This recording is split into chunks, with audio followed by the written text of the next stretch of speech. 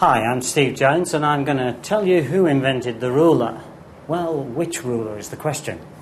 First of all, the ancients used all of the traditional things like spans and cubits, that is, the distance from this side of your thumb to that end of your finger, the length of the end of your fingers to the elbow, the length of your foot, the height of a man. These are all traditional rulers. But unfortunately, they're not very accurate because some people are 2 meters tall and some people are 1 meter 50. Some people have small hands, some people have big hands.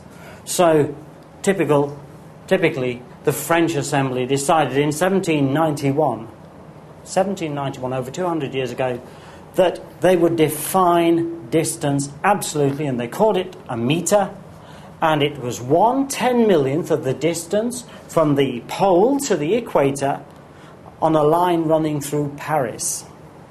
Now, in 1791, that was a very difficult thing to measure, but they measured it, and in 1801, it was made the compulsory measure for everything. So, if you were a butcher and you wanted to give somebody a cubit, that is the length here, of meat, sorry, it had to be 1/2 meter.